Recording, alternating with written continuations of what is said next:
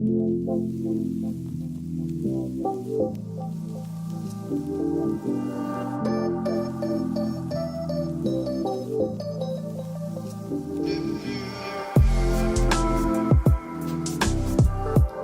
flyers, hope you're doing good. Welcome to Aviation Scoop, and today we are going to be talking about your first flight journey and how to prepare for it. When I was traveling on a flight for the first time, I was very excited. I was excited to know how a plane takes off, how to do the check-in process, how the plane lands, and all about the journey. But the first flight journey is just one of its kind. You don't know the thrill of it until you experience it. But there are some essentials which you must know before you're preparing for your first flight journey. So one of the essential parts of your flight journey is the baggage. As you might know, that different airlines have different baggage policies with them. Some airlines must be very lenient about their baggage policies, while other airlines not so much. There are very strict rules regarding baggage policies about what you can take on a flight and what you cannot take on a flight. So it is very important for you to know that whatever you are taking passes through the security check without any problem. Another thing to note is that when you're preparing for your journey, there are two types of luggage that you carry. First is the cabin baggage and second is the check-in baggage. The basic difference between the two is that you do not get access to your check-in baggage while you're in the flight. So as you can know, if you have something essential which you need to use during the flight, it can be napkins or water bottles, so they do not go in the check-in baggage. Moreover, they are not allowed in the check-in baggage. So if there's anything that you need to have during the flight or you need to access it while you're in the air, so you should definitely keep it in your cabin baggage.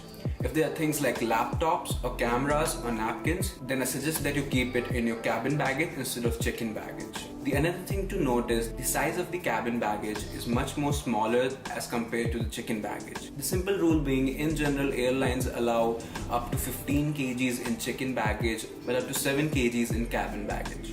So as you can think that the size of your cabin and check-in baggage should be such that it easily passes through the policies.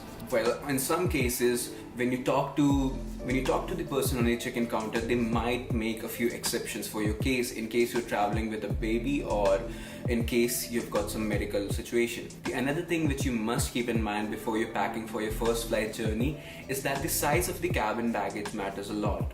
So the cabin baggage must be of appropriate size so that it easily fits on the overhead bin or easily slides under the seat in front of you, so that it's very accessible to you. Me personally, I like to keep some of the things in the overhead bin, while if I've got some things which I might use during the flight like a laptop, then I just slide it under the seat in front of me. That way it is much more accessible. Another thing which you must note is that the airlines allow a certain dimension of the check-in baggage and your baggage must meet those guidelines. In case the check-in baggage exceeds those dimensions, then you must pay for the extra dimensions or the extra kgs that you add on your baggage. And sometimes those costs can go really high. So you must know there are plenty of guidelines available online which you can read to know more about the baggage policies.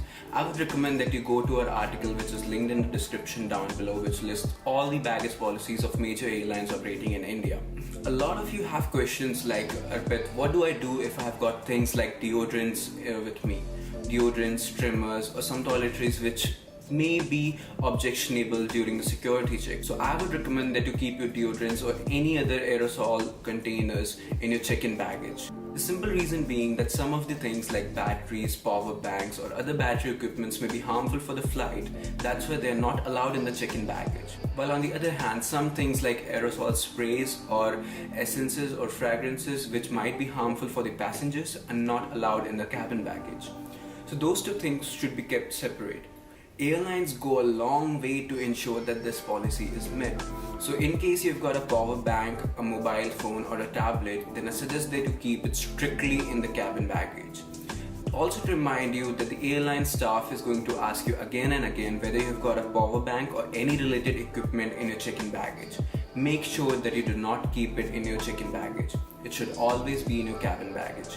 Every other electronic item, whether it be laptop, tablet or anything, should be in your cabin bag. The advantages of that being that it is always accessible to you, and also it does not create any suspicion about your baggage. You might get excluded from the security check because your check-in baggage or your cabin luggage is something objectionable. Maybe it can be a sharp object, or it can be a liquid, or just merely a water bottle. But whatever it is, do not get panic at that time. Just answer the questions which the security personnel asks and you will be sorted. In case you've got something which needs to be checked, help the security in checking your bags properly. Open the chains as they ask you to do and answer all their questions. You should totally be fine. The process requires them to register your boarding pass and your PNR according with the flight details which you're on, so do not get worried if they jot down in the register about your flight details and about your other journey details. So that is all about how to prepare for your first flight journey. Hope you like this video. Make sure you like, comment and subscribe. We'll keep you updated with more such videos in the times to come.